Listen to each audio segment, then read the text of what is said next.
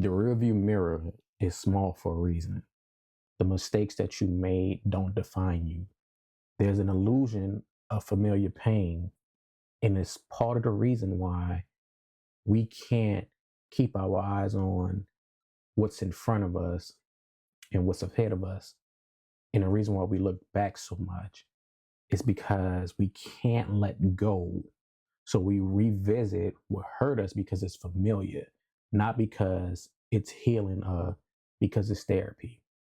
My wife told me something a couple weeks ago, and I wanted to talk about it here on the podcast because I was in this place that I was always looking backwards about, oh man, if I would have done X, if I would have done Y, what if Z would have happened?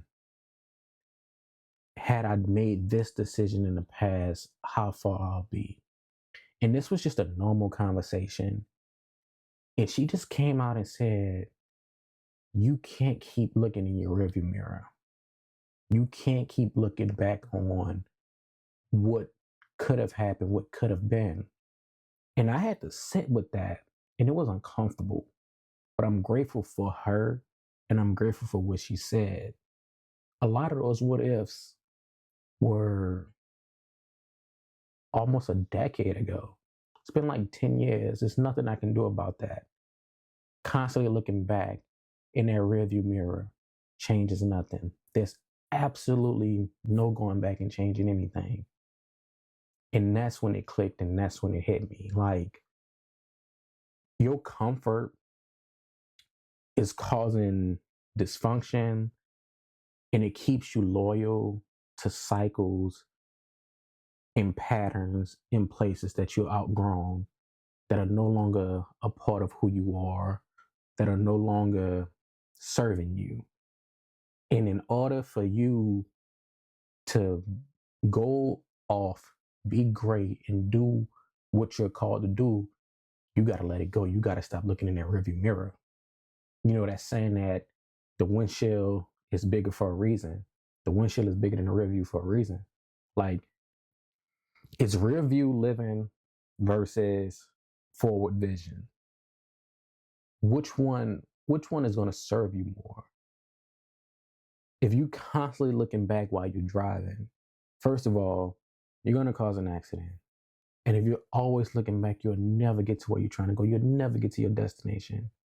You know what I mean? You got to keep that in mind. Like, looking back too long blurs everything that's ahead of you. It literally clouds your vision. It distracts you from the things and the tasks that are present, that are gonna take you to the next level. Your future self, the things that you desire, the things that you want out of this life, deserves your full attention. But when you sit back, and if you like me, and you dwell so much on the past, on those shoulda, coulda, wouldas, what could have been, you take away from who you are now and who you're trying to become. Like, you literally cannot drive forward while staring in your rearview mirror. You cannot get to where you're trying to go while looking behind you. And one of the biggest things that I've realized today, especially when you glance at social media, and this applies to life, is that if you're on TikTok, there's certain sounds and images that kind of bring you back to childhood. You know, those sounds were in images that are showing us what it was like to grow up as a kid in the 90s. And those sounds that like carry us and carried us through from our favorite cartoon shows, intros to like movies and things like that. I want to say this: nostalgia isn't always healing. Sometimes it brings us back to a place that, you know, was cool, it was good to us or whatever. However, nostalgia isn't always healing, because some people can't get out of the nostalgia. They live there, they dwell on it too long. Reflection is powerful. Don't get me wrong, but sometimes it's a trap dressed as good times and dressed as memories. Not everything, and this is hard to come to grips with. Not everything that shaped you deserves a permanent seat in your mind. And I know that's a hard pill to swallow. Again, all of this just started clicking for me a couple weeks ago. I'm still dealing with it. You hear me? But I've gotten better, and I'm proud that I've gotten better over these couple weeks, and I'm handling it differently. That it's okay to unseat some things that help me get to where I am, but they don't deserve a permanent seat in where I'm trying to go and what I'm trying to do. You know, your future, whether you like it or not, your future deserves both hands on the wheels. You know, you gotta, what is it, 10 and 2? I believe when you drive in, that's what they tell you to drive 10 and 2. Like your future your future needs both hands on the wheel. You can't build what's next while holding on to what's already gone and what's already past you and what you've already passed. You've already driven by that stop. You're on the interstate. You can't make a U-turn on the interstate. You've missed that exit. You got to keep going until you get to the next one. Like, discipline is choosing presence over past. It's choosing future over past. And again, it's a hard thing to deal with because some of us don't want to let go of certain nostalgia memories or nostalgia things. We don't want to let go of how far we've come and where we've come from because it was good times. It felt good. Even the stuff that didn't go our way, we think so much on like, had I made a different decision, how far would I be? What that would have been like. And I heard this a while ago. Someone said that just because it could have been better doesn't mean it would have been better. You can't live life in a bubble and you don't know what the outcome could have been. Yeah, sure, you can make the argument that things would have been a lot different and a better way for you, but you don't know that. Things could have also been a lot worse. Things could have also not worked out. And you didn't take that route, and that's okay. Like, letting go is a form of self-respect. You have to let go. It's time. You're holding on and dwelling on things from a decade ago or even longer. That's what's holding you back. That's what's keeping you from growing. You have to understand that releasing those things isn't weakness. Like, it's a declaration that you're ready for more. You're ready for what's next, what's to come. Like, you honor yourself by not dragging dead weight into your next chapter. You honor yourself by letting go, by saying, you know what? There's nothing I can do about what I could have done or how things would have been. But I have the control and I have the power to shape what's ahead of me and where I would like things to go in my life. And once you come to grips with that, I guarantee you, your outlook on life starts to shift. There's going to be a great shift when you finally make the decision to stop looking in that rearview mirror. The cost of comparison to your past self is not fair to who you are today. It's not fair to who you want to become. it's almost like saying that who you are today, who you want to become, isn't good enough because the old you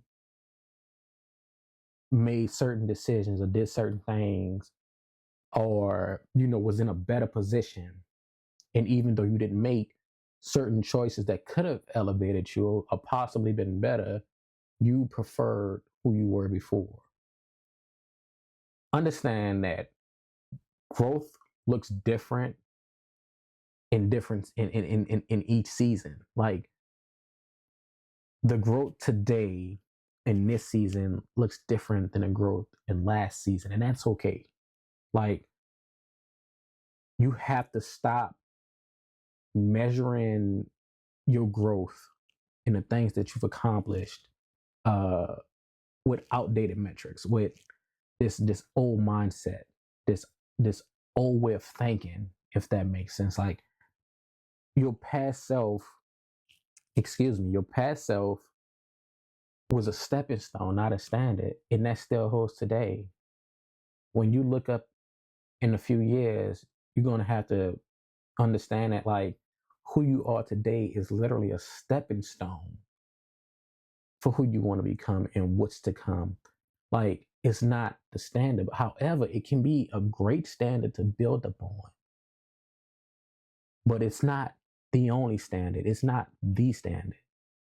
But it can be a positive standard to stand up on. And I want you to remember that like, even though growth looks different in each season for us, when you get the lesson, you can only carry it but so far until it's time to put that old lesson down that got you to a certain point, and it's time for you to pick up a new lesson so you can carry that as far as you can carry it.